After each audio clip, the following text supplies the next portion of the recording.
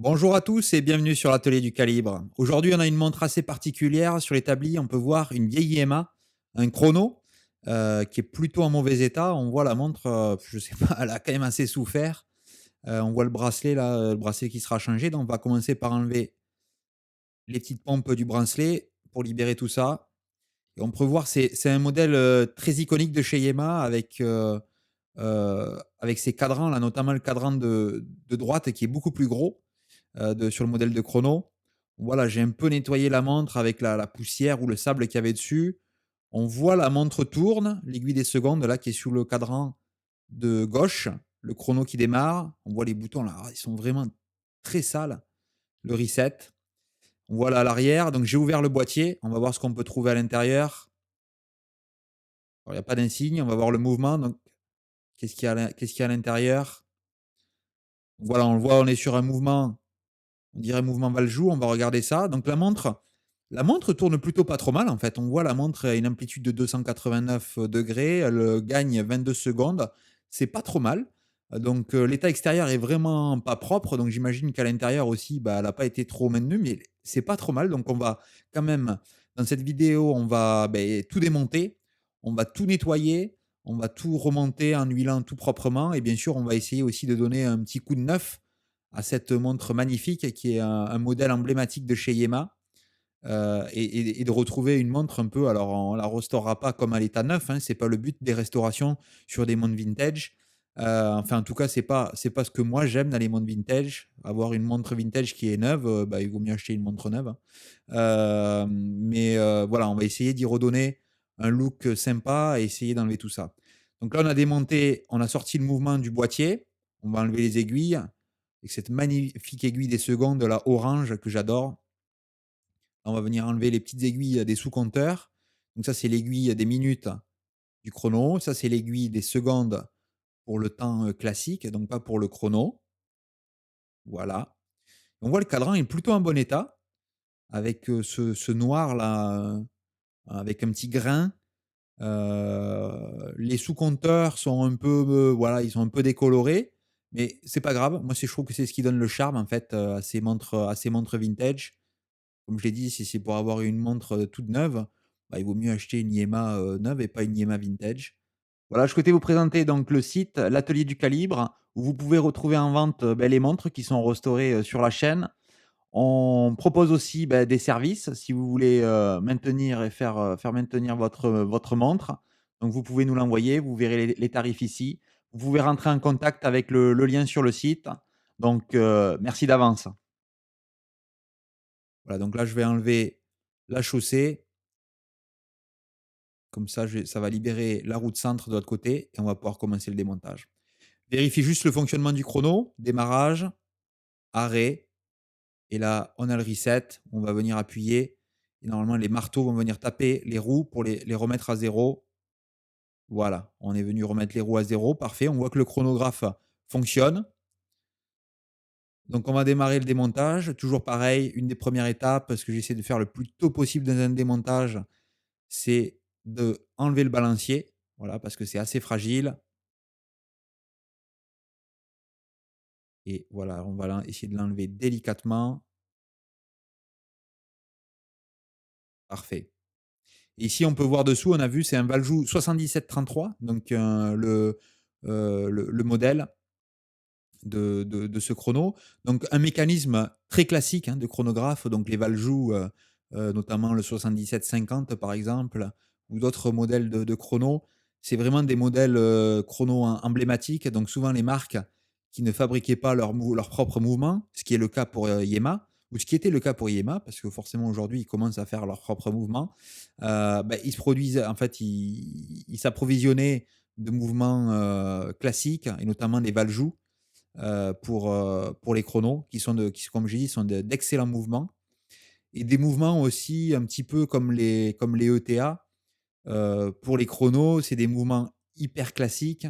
Donc si vous avez des pièces qui sont cassées, si vous avez des pièces qui sont usées, si vous perdez des pièces quand vous les démontez, si vous voulez démarrer sur un chrono, alors je vous conseille d'ailleurs de ne pas démarrer sur un chrono, sur une de vos premières montres, hein, parce qu'on peut le voir, il y a quand même pas mal de pièces. Les Valjoux, ce que vous avez l'avantage sur ces modèles-là, c'est que vous allez trouver plein de pièces. Ils sont assez disponibles et pas chers vu que ça a été fait, en grande masse.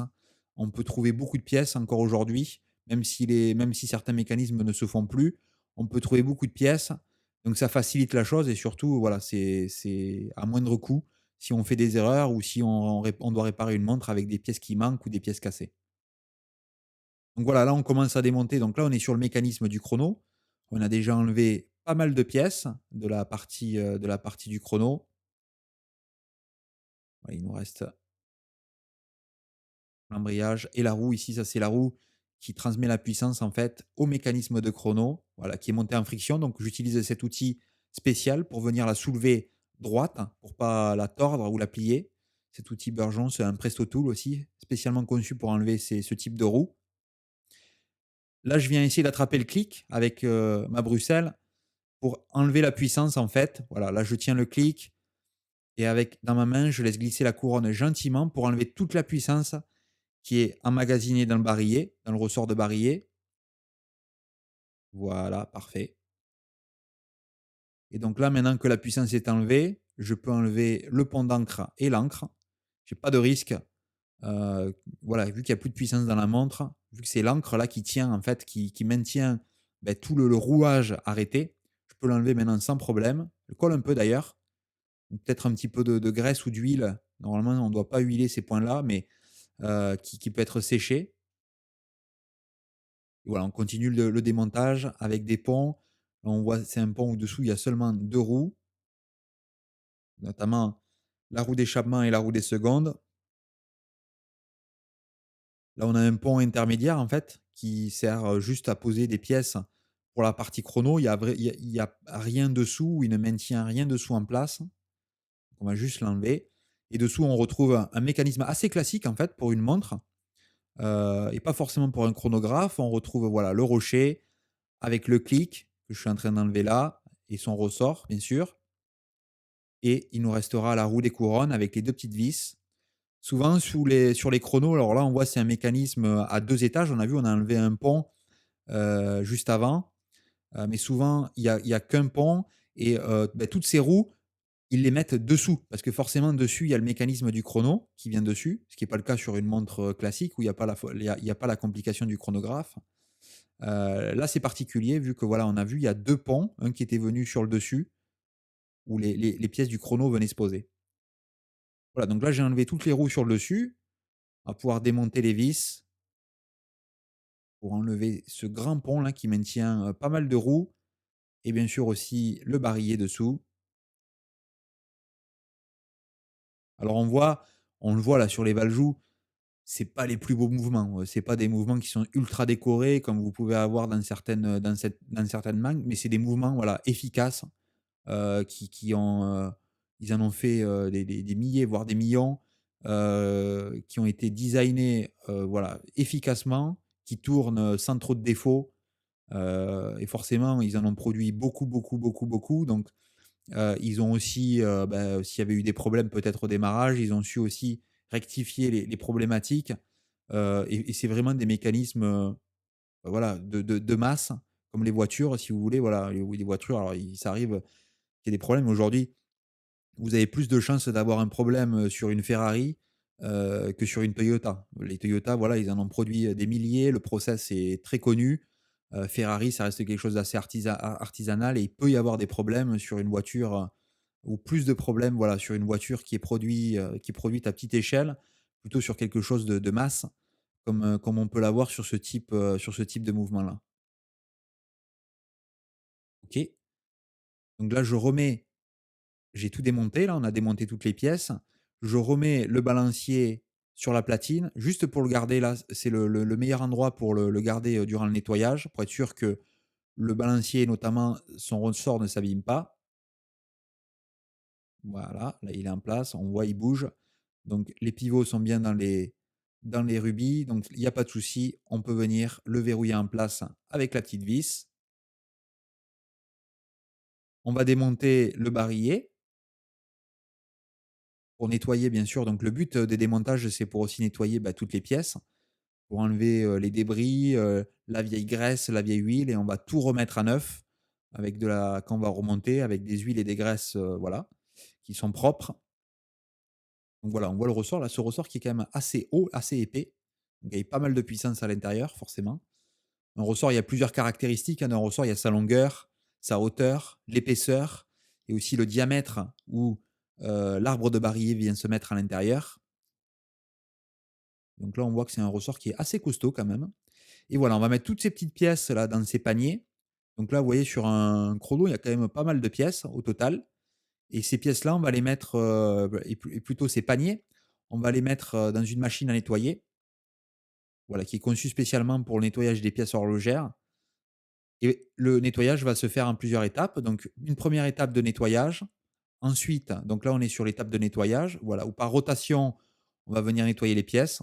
Ensuite, on a 2 étapes qui est dans le même liquide, un liquide de rinçage, où on va laisser tourner à peu près 3 minutes dans chaque solution. On vient essorer pour, enlever un maximum de fluide. Et la dernière étape, qui est une étape de séchage, voilà, où on va sécher les pièces pour qu'elles soient prêtes pour être remontées. OK, on va se focaliser un petit peu sur le boîtier et notamment, d'abord, on va enlever la couronne qui est assez sale, on va voir là dessous. Ouais, il y a pas mal de ouais, on voit là le ressort, la couronne qui est très sale. Je viens enlever le ressort, c'est ce qui permet de garder de la tension dans la couronne quand on la tourne. Le ressort qui est bien tordu aussi d'ailleurs. C'est pas la première fois, que quelqu'un démonte cette couronne vu l'état du ressort. Je vais enlever avec la presse ici, là, avec ma presse Burgeon, je vais enlever le cristal qui se situe à l'intérieur. Voilà, on a enlevé le cristal. Je vais démonter, alors il y a une petite vis à l'intérieur, on va démonter les boutons poussoirs du chrono pour nettoyer. On voit là c'est très sale à l'intérieur, donc on va tout démonter et on va passer, bah, toutes ces pièces dans une machine à ultrasons. Donc on va essayer d'abord d'enlever le plus gros à la main et on va passer toutes ces machines, voilà, dans une machine à ultrasons pour essayer d'enlever, on le voit là déjà, la saleté qui commence à s'évaporer un peu, on voit là dans le fluide et on va laisser ça 20-30 minutes dans la machine à ultrasons. Et on verra après ce qu'on obtient comme résultat sur le boîtier et les différentes pièces. OK, donc le cristal, il était un peu usé, je vais essayer de le garder. Donc là, je repolis le cristal pour lui donner, voilà, pour enlever toutes les rayures.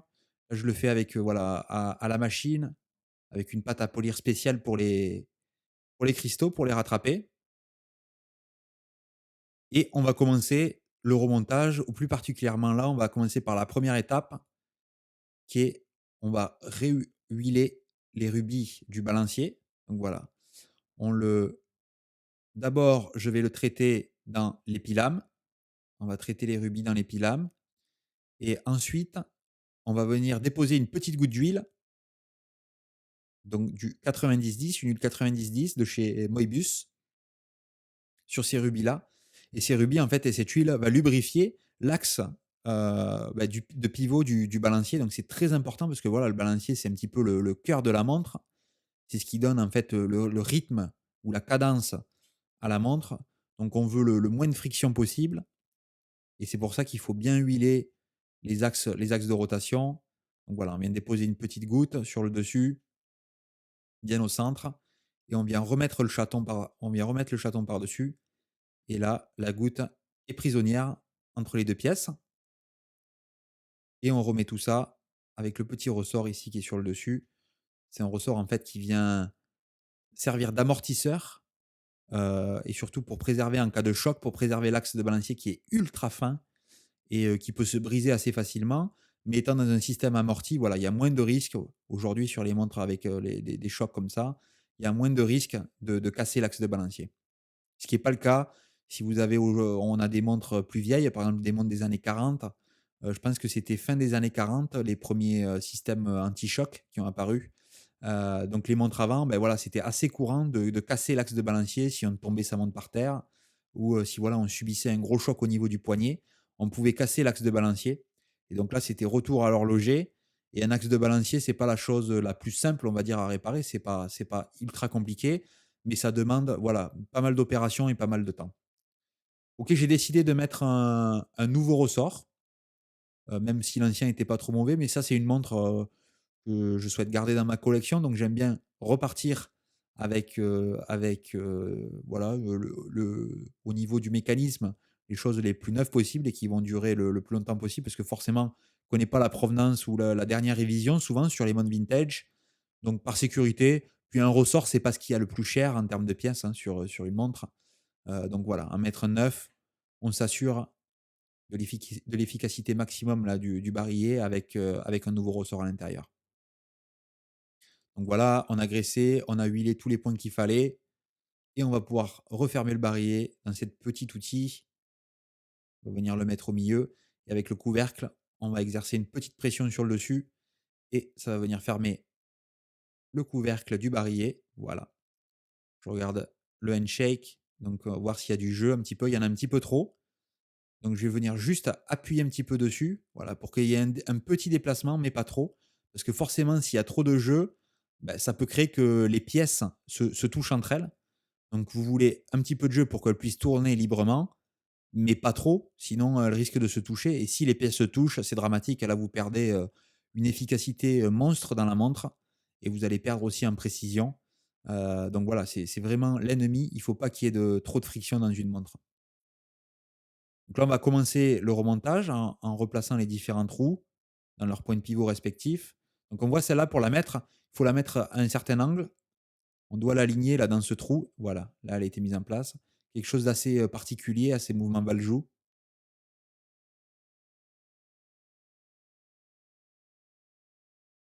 Et voilà, la dernière roue ici, là, qui vient se positionner. Et on essaye d'aligner ça au mieux. Et on va commencer avec le petit pont, là, celui qui tient deux roues. Donc on voit celui-là, il est assez facile à mettre en place. On a juste ces 2 rubis avec les 2 points de pivot alignés de ces 2 roues là. Hop, on a vu là, il est descendu. Ça a l'air de tourner. Parfait. On peut sécuriser ça avec la vis. Et ensuite après, on a, bah, le gros pont à mettre en place, celui qui couvre le barillet et le reste des roues. Donc c'est plus facile à mettre quand on a, voilà, des ponts séparés, parce qu'on a moins de roues à aligner en même temps.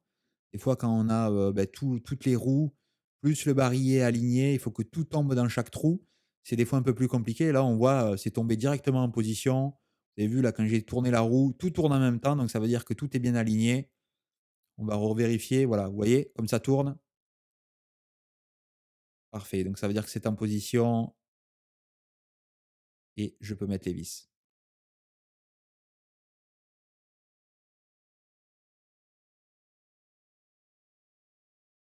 Parfait, on va huiler tous les points, on va continuer l'assemblage et on voit aussi les pièces, hein. Vous voyez après le nettoyage, même si le mouvement, on l'a vu fonctionner plutôt bien, il était pas trop sale, mais là on voit l'état des pièces après le nettoyage. Regardez comme ça brille. Les pièces brillent beaucoup plus, tout est propre, il y a plus alors voilà, dans une montre, comme on a dit souvent, même, si la montre est étanche, il peut y arriver alors un chrono, c'est forcément, c'est pas, une étanchéité comme une montre de plongée. Donc il y a aussi plus de points de rentrée dans un chrono, hein, parce que voilà, vous avez la couronne, mais vous avez aussi les boutons poussoirs qui sont des points potentiels où des impuretés peuvent rentrer, dans le mécanisme. Et aussi, forcément l'huile qui a été mise, ou les graisses qui ont été mises peut-être, il y a plusieurs, plusieurs années, 5 ans, 10 ans, 15 ans des fois, des montres sans révision. Forcément, l'huile se sèche, les pièces s'usent, donc il peut y avoir aussi des petits copeaux, des petites poussières qui se mettent avec l'usure et tout ça fait que la montre, elle est sale et le mouvement, forcément, il tourne moins bien quand il est sale. Et là, on voit après un nettoyage dans la machine, toutes les pièces sont beaucoup plus propres et forcément, normalement, le mécanisme doit tourner beaucoup mieux après un nettoyage et après un huilage et un graissage. Donc là, on remonte. Maintenant, on est passé côté cadran.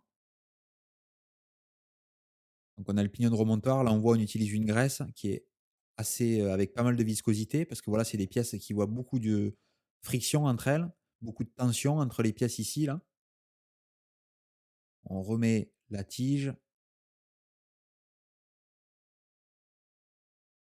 la tirette. qu'on remet en place.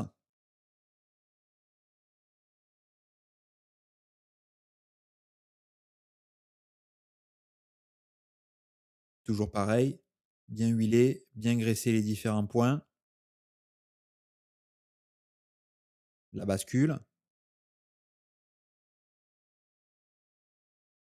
Ici pareil, on va graisser le point de contact entre la tirette et la bascule. Parce que voilà, on va venir mettre ce ressort qui est assez, c'est un ressort qui est assez fort. Et là, vous voyez, hop, c'est venu compresser là, les deux pièces ensemble. Et là, donc là, on a un point de contact qui a pas mal de friction, hein, voilà, avec, à cause de ce ressort. Donc, bien important de lubrifier. Bien remettre la chaussée qui est montée en friction. Donc, il faut utiliser un peu de force pour venir le clipser en place. Et toutes les roues, voilà, de ce train ici, là, qui vont transmettre ben, la puissance jusqu'à la chaussée avec la roue des minutes ici, là, que je mets en position.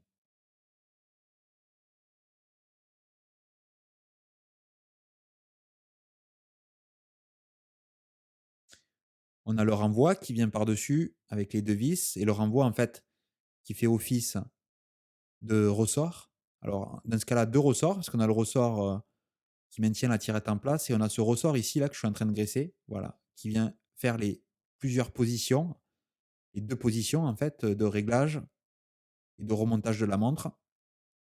On enlève l'excès de graisse, toujours avoir, il faut en avoir assez, mais pas trop non plus.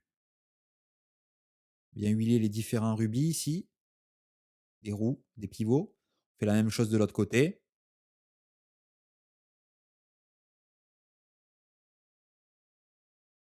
Voilà. On va remettre l'encre. On va comme on a fait avec les roues, bien l'aligner avec sur les rubis supérieurs et inférieurs.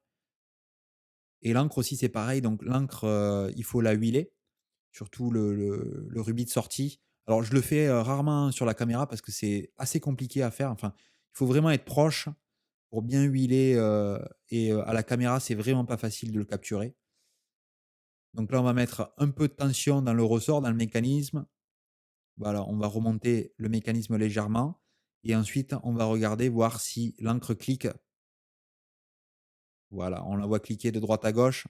Ça veut dire que la puissance arrive bien jusqu'à l'encre, donc ça c'est bon signe. Là, vous voyez, j'utilise avec mon huileur automatique. Je viens huiler, comme je l'ai dit, l'encre. On met une goutte, on le fait bouger 4 ou 5 dents et ensuite on fait cette opération deux trois fois pour que toutes les dents de la roue d'échappement soient bien lubrifiées. Ok, on remet le balancier et on va voir.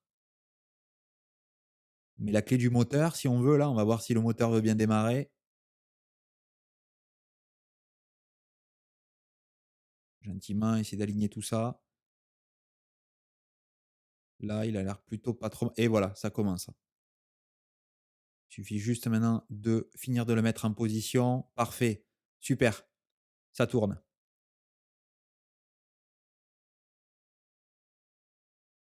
OK, donc maintenant on a le mécanisme qui est complètement le mécanisme de base qui est assemblé. Donc là, on a une montre qui fonctionne, une montre qui donne l'heure. Le la montre là est capable de donner l'heure, sauf qu'on est sur un mouvement de chronographe. On n'est pas sur un mouvement, classique, de montre qui donne l'heure. Donc maintenant, ce qu'on va faire, on a assemblé le mécanisme de base. Maintenant, on va assembler la complication qui est sur cette montre, le chrono. Donc on va remonter, bah, toutes les pièces du chrono. Un élément important aussi sur les chronos, je le répète à chaque fois, c'est qu'il y a beaucoup de vis sur des chronos, sur les mécanismes de chrono. Et chaque vis, en général, a une toute petite ou peut avoir une toute petite différence par rapport à celui qui est juste à côté. Donc quand je démonte le chrono, je remets toujours les vis. Là, vous voyez, il y a des vis qui sont sur les platines, mais il n'y a pas les pièces. Je remets toujours les vis sur les platines. Comme ça, quand je remonte, ben, ce que je fais, c'est j'enlève la vis, je mets la pièce, je remets la vis. Et à chaque fois, je suis sûr d'utiliser la bonne vis au bon endroit et de ne pas échanger une vis par une autre.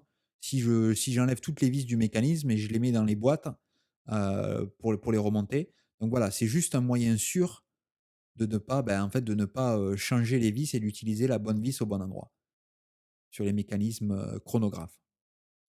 Après, sur des mécanismes classiques, au début, bon, oui, sur un mécanisme de montre, par exemple, même sur ce mécanisme-là, avant qu'on attaque la complication du chrono, oui, il y a beaucoup de vis. Mais au bout d'un certain temps, une fois que vous aurez démonté et refait quelques montres, vous allez voir, c'est toujours pareil et on sait, bah, ce vis-là, cette forme-là de vis, on sait où elle va. Ça se fait assez simplement. Un chrono, c'est toujours un peu plus complexe.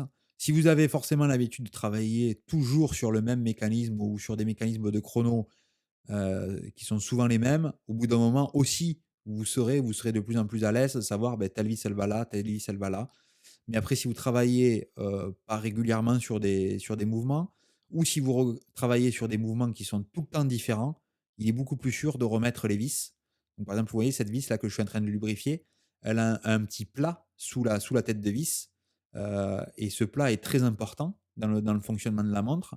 Donc si vous prenez cette vis là avec le plat, que vous la mettez ailleurs et que vous mettez une vis à la place et qu'il y a pas de plat, bah, le mécanisme du chrono, il marchera pas. Donc voilà, c'est très, très important de pas mixer les vis sur un mécanisme de chrono, même si vous pouvez vous dire: «Bah, voilà, ouais, bah, là, cette vis, le diamètre, il est légèrement différent, celle-là, elle a un plat, celle-là, elle en a pas, c'est pas grave». C'est très important. Donc là, on remet là, vous voyez, je suis en train d'armer le ressort pour mettre cette grosse pièce, en fait, qui a à la fois la came, donc c'est un chrono à came, il y a des chronos à colonne, donc c'est 2 technologies différentes, si on veut, de chronographe.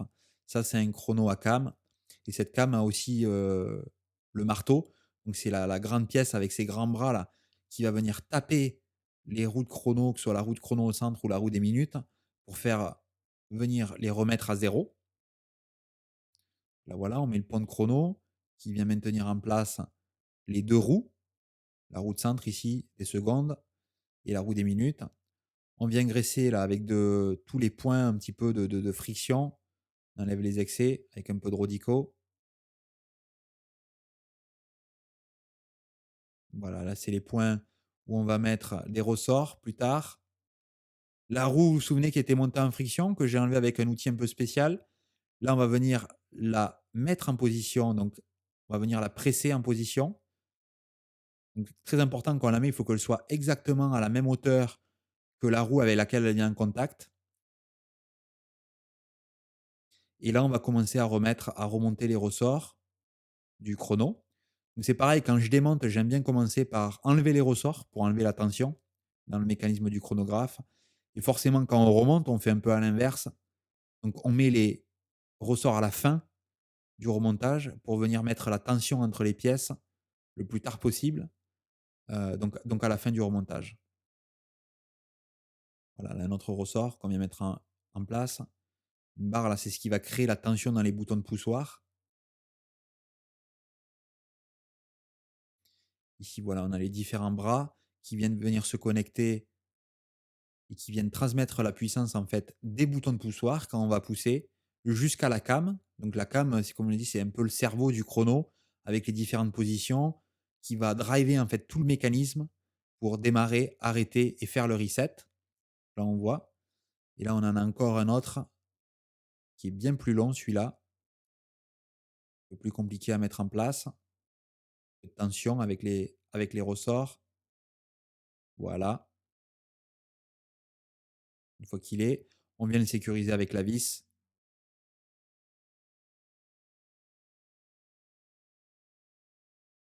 OK, maintenant on va vérifier.